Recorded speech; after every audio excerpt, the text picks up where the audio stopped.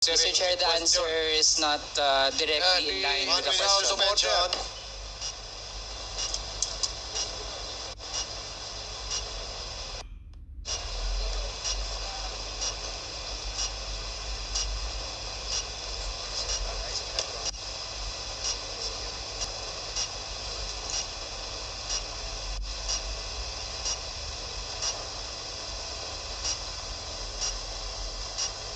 Hearing is resumed. Again, I'd like to remind everybody na pwede po patapusin natin magsalita ang nagsasalita bago po tayo magtanong po ulit ng kasunod na tanong. Para lang ho malinaw at maayos ang ating hearing, yung po ang paulit-ulit po nating sasabihin. So, Congressman Manuel, you have 3 more minutes. Please proceed. Thank you, Mr. Chair. Mr. Chair, ganito po kasi ang tanong natin kasi nung kinlarify natin kung may vetting process ba yung dun sa mga drug list, sabi naman po wala. Kaya halimbawa, kapag ang pangalan ay nalagay dun sa pagiging high value target na mataas yung reward para sa ganung mga tao, kahit hindi pa yun dumaan sa tamang proseso, ang goal na po kaagad ay patayin. And actually, sa nakaraang Quad Committee hearings, Mr. Chair, nalaman natin meron nga abogado nasama doon sa high value target tapos pinatay ng pulis. Kaya Mr. Chair, gusto kasi nating malaman kung ano ba talaga yung nangyayari dun sa mga operasyon. Kaya ang unang tanong po natin, kung meron po bang unlawful aggression dun sa lahat ng mga pinatay. Yun lang po yung tanong natin, Mr. Chair, para ma-establish po natin talaga kung may merit ba na ganun yung order na kapag high value target, ang goal dapat ng police, patayin sila. So yun po yung tanong, Mr. Chair. You are using the term unlawful aggression improperly. Huwag mo gamitin yan. Hindi tama yan. Better tone down your rhetorics.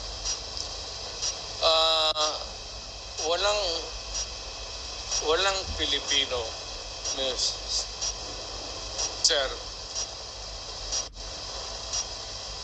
Mayor ako, na presidente ako, I would never allow anybody to kill an innocent Filipino. Pag ginawa mo yan, at magtanong ka lahat ng pulis ng Pilipinas. Pagka pumasok ka ng kidnapping, pinatay mo, patayin talaga kita. Hindi kita bubuhay.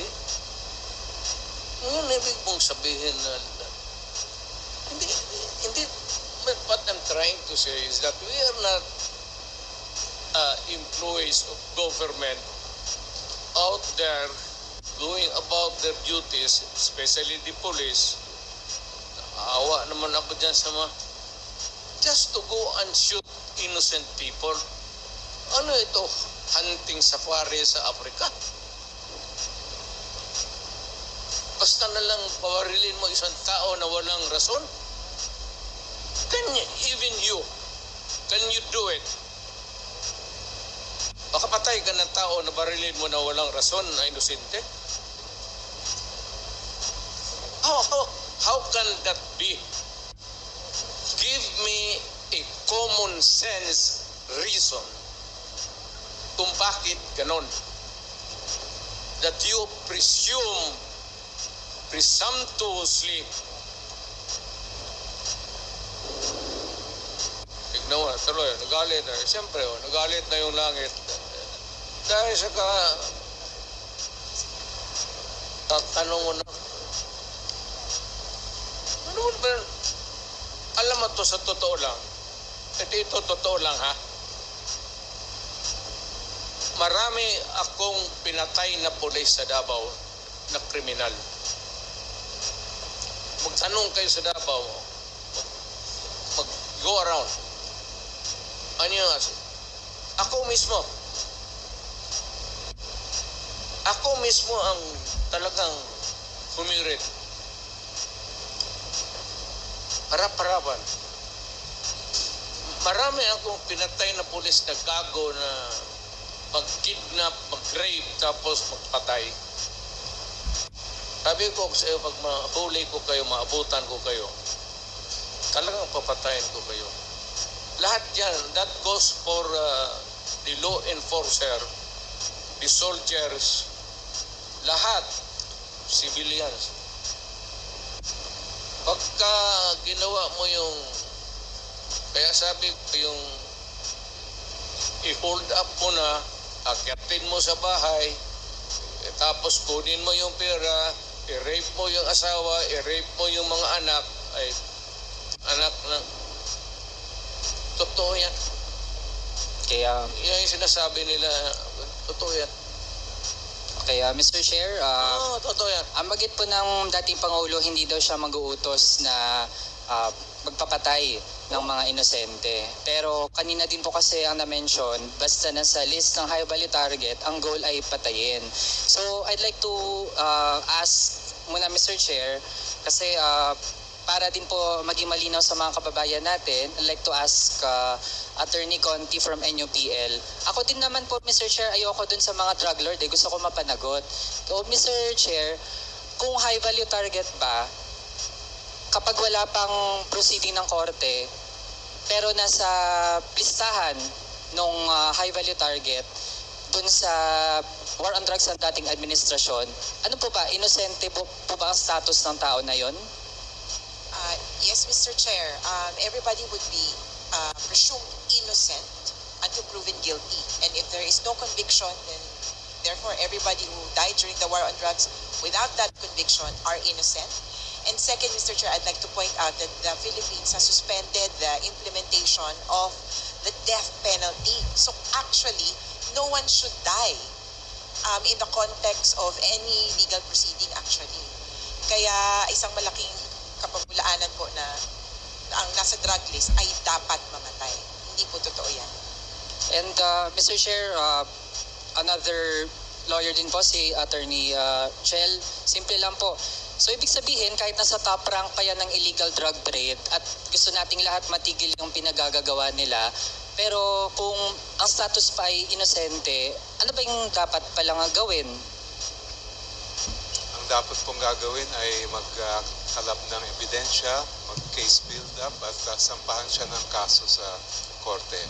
Yun din po yung naging problema sa mga drug list. Ang napagtestiguhan ni PIDEA Chief Lasso nung isang hearing natin dito ay sabi niya of the 6,000 plus na pangalan na nasa drug list ay hanggang ngayon ang na-validate lang po ay 1,500. At meron pang mga ilan na pangalan doon na dinagdag na lang after sila ay na-neutralize o pinatay. Okay, so Mr. Chair, so ibig sabihin hindi lang po isa, dalawang abogado na yon nagsasabi na pagamat gusto natin na matigil yung pinaggagawa ng mga drug lord na pwedeng magpakalat ng droga sa bansa para sirain ang buhay ng mga kabataan, yung proseso na ginawa ng dating administrasyon, meron talagang problema doon. Kasi Mr. Chair, sa totoo lang, may right to self-defense naman yung police, pero meron po kasing tatlong kondisyon yan, Mr. Chair. At doon pa lang sa one of the three, yung pagtiyak na walang unlawful aggression, actually hindi na po mapanindigan ng ating resource person. Kaya ibig sabihin talaga, dun sa policy na yung goal ay pumatay, meron na po talagang malaking problema doon. Huling topic na lang, Mr. Chair, sa ICC kasi mismo ang dating Pangulo ang nagsabi na bilisan ng ICC yung kanilang investigation. I just would like to be clarified, Mr. Chair, kasi it seems to be a change of mind. Kasi nung patapos na ang term ng dating Pangulo, June 25, 2022, the Office of the President slammed the plan of the ICC to resume investigation dun sa naging war on drugs. So, gusto lang po natin maging malinaw, Mr. Chair, na dati ay ayaw po ng dating Pangulo dun sa ICC, pero ngayon ay okay lang na mag-investigate po yung ICC. Tama po bang narinig natin kanina, Mr. Chair? Mr. Chair, the ICC does not scare me a bit. They can come here anytime. I suppose that you want to maybe make it easy for them to visit and start the investigation. I would welcome that. Alam mo, wala naman tayong taguan eh.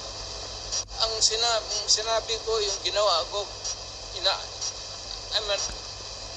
sinasabi ko na sa inyong ginawa ko. I did it for my country and for the young people dyan sa droga. No excuses. No apology. If I go to hell, so be it. Mr. Chair, hearing that, ibig sabihin po ba ay willing ang dating Pangulo na isubject yung sarili sa investigation and all processes na gagawin ng ICC in relation dun sa kanyang war on drugs? Bigyan mo ako ng pera, ako nang punta ng ICC doon. Ako na mismo magpa-imbestiga doon. Ang tagal nila, hurry up. Kasi baka matanda na ako, mamatay ako.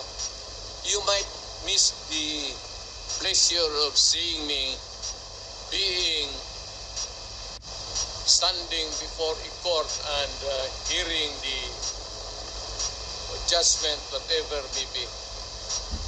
Pero ako, sabi ko, ginawa ko para sa bayan, ginawa ko para sa mga anak natin.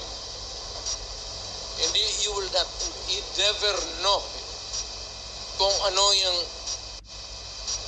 resulta sa mga droga sa mga bata. You never know the sacrifice of the parents.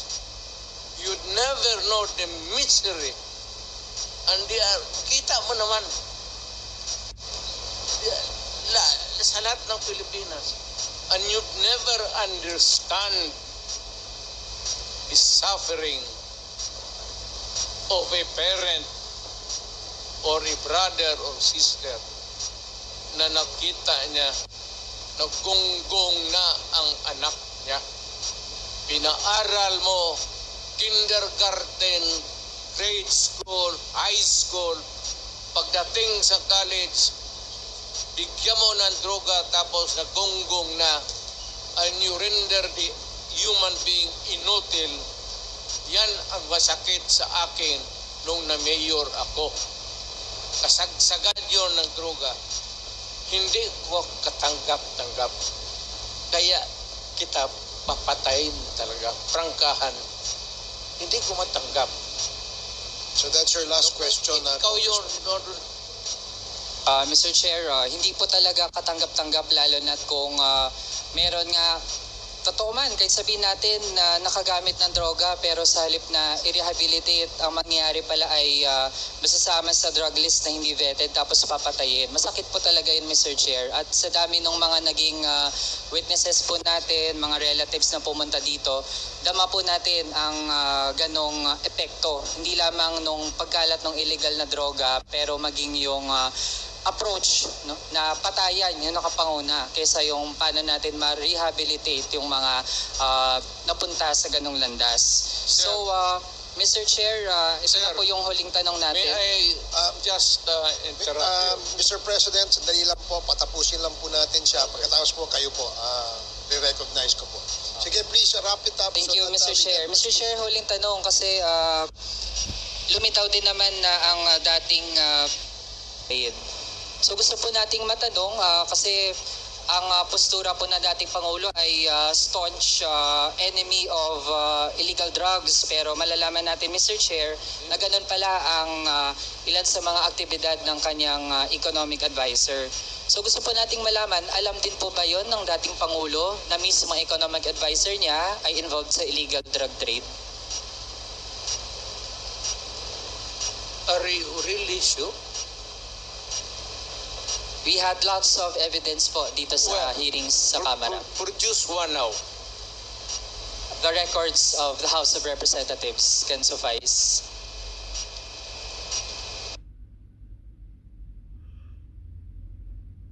He's going around until now. now and making friends with everybody. Lahat ng mayor yan dinedicate. Ganon ang mga in-check. Lahat ng businessmen sa China, mainland China, pag nagdegosyo, nagdidikit yan ng mga politiko, especially the mayor. Hindi ako namimili kasi lulo ko in-check eh. So ano bang problema ko kung maglapit yan dito, puro kriminal? Eh, pag-inuman ako ng kriminal, pagkatapos yan, barilin ko. Wala bang problema sa akin yan, pakainin ko, tapos tatapon ko. Kaso Mr. Chair, hindi lang po yun kainuman. Mismo, lang yan po, Presidential Economic Advisor, ganun pala ang ginagawa. So it seems like parang naging mafia po ang gobyerno natin nung nakarang administrasyon. And with that, I end my interpellation, Mr. Chair. Thank Mr. you. Chair, kung buhay pa yan, ibig sabihin, hindi yan durugista. Hindi ko itataya yung pagkatao ko. Mayor, presidente, tapos mag-ano-ano ka ng, ano lang, Okay, salamat po, Mr. President. Thank you, Congressman Manuel.